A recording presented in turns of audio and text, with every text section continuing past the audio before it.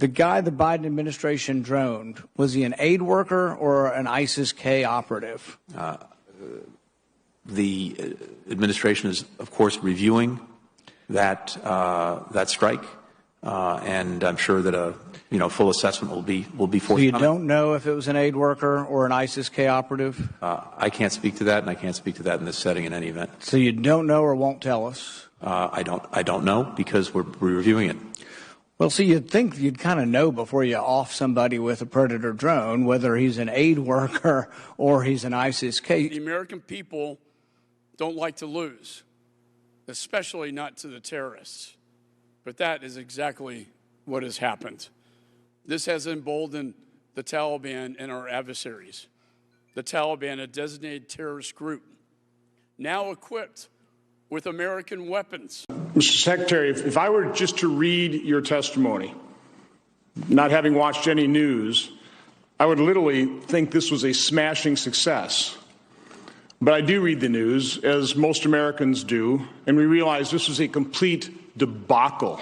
President Biden and the Biden administration have presided over the worst foreign policy catastrophe in a generation. Americans across the nation are horrified. Our servicemen and women, our active duty military are angry, they're disillusioned, and they're frustrated.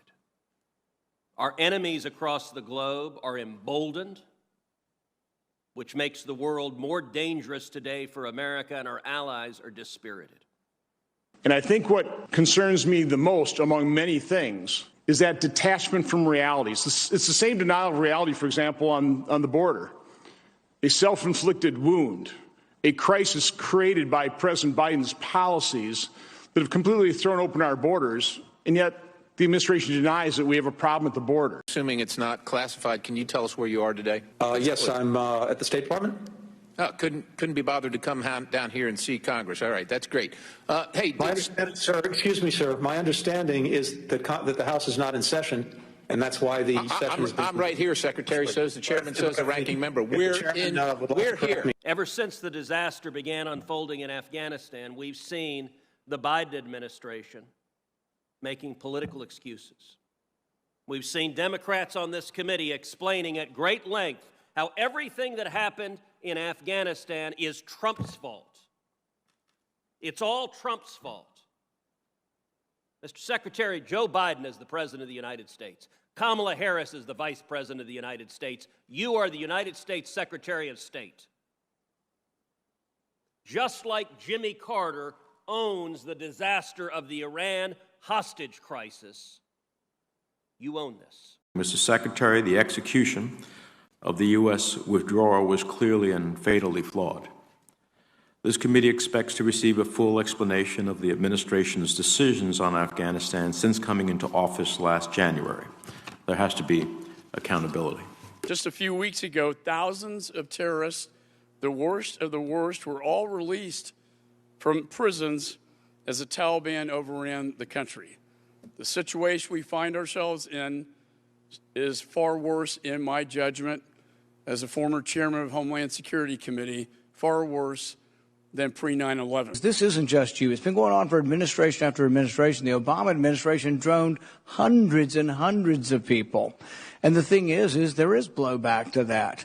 I mean, I don't know if it's true, but I see these pictures of these beautiful children that were killed in the attack. If that's true, and not propaganda, if that's true, guess what? Maybe you created hundreds or thousands of new potential terrorists from bombing the wrong people. So you got to know we can't sort of have an investigation after we kill people. The Biden administration caused this disaster. It was caused by two things.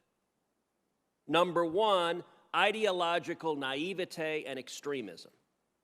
Repeatedly, Mr. Secretary, in this hearing and also on multiple conference calls over the last month, you keep saying things like the steps the Taliban needs to take to be welcomed into the community of civilized nations.